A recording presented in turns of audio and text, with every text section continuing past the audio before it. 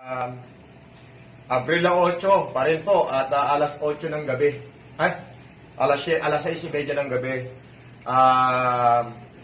Nakarating na po sa pamunuan ng ating gobyerno yung 10 toneladang donasyon natin na galing po sa akin through the assistance of Ms. Elizabeth Lopez de Leon. Nakipag-coordinate po siya sa asawa ni Secretary Medaldea para po tayo makatulong sa ating gobyerno, especially sa DSWD sa buong Region 2. Panoorin niyo po yung video na talaga pong tinanggap na po ng ating DSWD ang 10 tonelada ng bigas na galing po sa akin. Galing po kay Francis Leo Marcos para po sa buong Region 2. Yan po ang aking nakayanan, yan po ang aking konting naiambag sa ating gobyerno. 10 tonelada po yan. Ibig sabihin po ay hindi ko po na po mabilang. Basta 10 tonelada po yan. Panoorin niyo po yung video at mainit-init pa. Region 2, Isabela, Quirino, Vizcaya, Cagayan.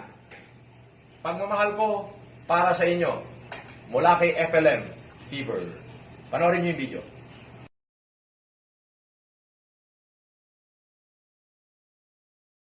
Okay, nandito po tayo ngayon sa gymnasium ng office of the DSWD Region 2. At ito po, magbababa na po tayo dun sa pinangako ang ating magiging kaibigan, Sir Francis Leo Marcos ng 200 sacks of 50 kilos at commercial rice. Ito po ay handog niya sa gobyerno. And this is of course through the efforts ng Region 2 na DSWD natin po. Ayan, nakikita nyo na po, binababa niya, nagpapatunay lang of the unlimited goodness and kindness of our benefactor in the person of Sir Francis Leo Marcos. Iba ang lawak ng gusto niyang tulungan. Hindi lamang pong tao na ordinaryo na mga kailangan, kundi gobyerno na alam po natin na we can only do much sa lahat ng pagkakataon na pwede po tayo magtulong-tulong ngayon. Ito po yung pagkakataon na tayo sama-sama all our efforts will be concentrated para mas malaki at mas malawak ang natutulungan natin mga kababayan natin na nangangailangan dahil sa krisis at epidemya na nangyayari ngayon. Hindi lang sa Pilipinas, kundi sa mundo.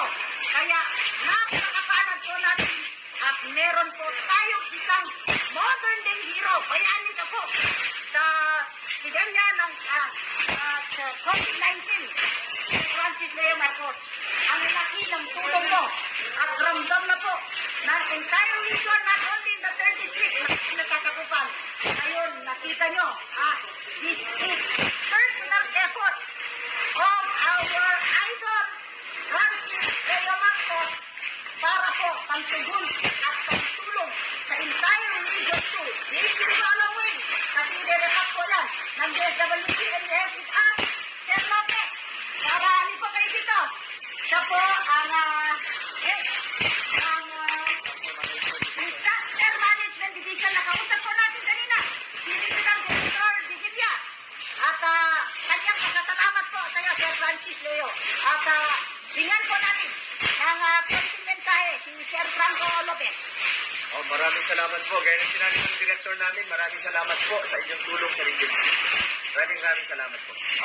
Ayun, saludo po ang lahat, ang mga tao dito sa entire Region 2. Ito na naman, napakalaking tulong na naman ito. Maraming pamilya ang matutulungan ng bigas na naibigay mo. And that is 200 sacks of 50 kilos rice equivalent to 10 tons or 20 tons of rice. Thank you very much, boss.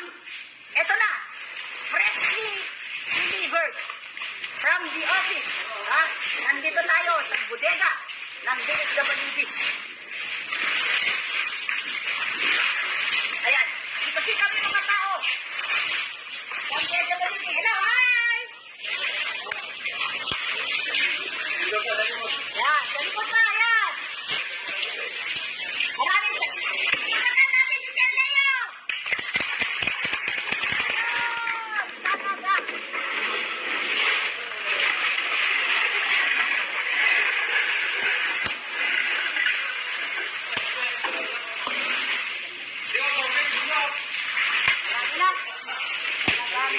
sabi ko nga sa'yo, ngayon talaga nakikita natin kung sino po ang talagang nasa puso ang pagtulong.